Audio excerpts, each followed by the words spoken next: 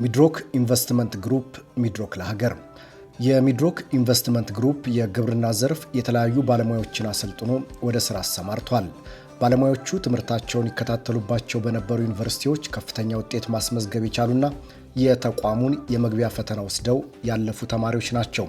እነዚህ ባለሙያዎች በአግሮኖሚ፣ በሆርቲካልቸር፣ በፕላንት ሳይንስ፣ በአካውንቲንግ፣ በኮምፒውተር ሳይንስ፣ በመካኒካል ኢንጂነሪንግ እና በኤሌክትሪካል ኢንጂነሪንግ ከተለያዩ ዩኒቨርሲቲዎች የተመረቁ ናቸው።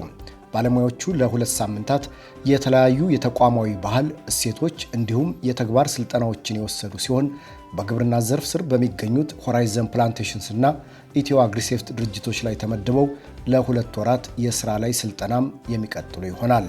ይህም ለእውቀት ሽግግርና የተማረ የሰው ኃይል ለቀጣይ የድርጅቱ አመራር ተተኪ ትውልድን በማፍራት ረገድ ከፍተኛ አስተዋጽኦ የሚያበረክት ይሆናል። የሚድሮክ ኢንቨስትመንት ግሩፕ የግብርና ዘርፍ ምክትል ዋና ስራ አስፈጻሚ አቶ ፈለቀ ታደሰ አዲስ ወደ ስራ የተሰማሩት ባለሙያዎች በትምህርትና በስልጠና ያገኙትን እውቀት በተግባር በማሳየት ለዘርፉ የበኩላቸውን አስተዋጽኦ ማበርከት እንደሚኖርባቸው አሳስበዋል።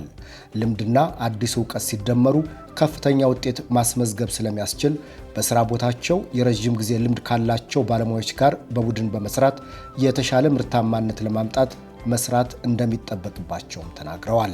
ባለሙያዎቹ የድርጅቱ ባለቤቶች እኛንን በሚል መርህ ቃል በትጋት በመስራት ኢትዮጵያ በምትታወቅባቸው የቡና፣ ሻይና ሌሎች የግብርና ምርቶችን ምርታማነት በማሳደግ ተቋሙን ለትውልድ ለማሸጋገር በትጋት እንዲሰሩ አሳስበዋል። ሚድሮክ ኢንቨስትመንት ግሩፕ የዘርፉን ምርታማነት በማሳደግ ተጨማሪ የሥራ ዕድሎችን ለመፍጠር ቀጣይነት ባለው ሁኔታ እንደሚሰራም ተናግረዋል።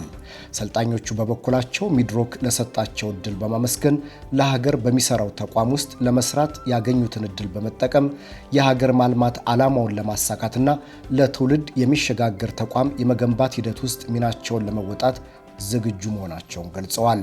ሚድሮክ ኢንቨስትመንት ግሩፕ ሀገርን ለማሳደግ ከሚሰራባቸው የኢንቨስትመንት መስኮች መካከል ግብርና አንዱ ሲሆን ዘርፉን በማዘመን ምርትን በማሳደግ ኢትዮጵያ ከዘርፉ የምታገኘውን የውጭ ምንዛሬ ለመጨመር የአርሶ አደሩን ተጠቃሚነት ለማሳደግና የምግብ ዋስትናን ለማረጋገጥ በስፋት በመስራት ላይ ይገኛል።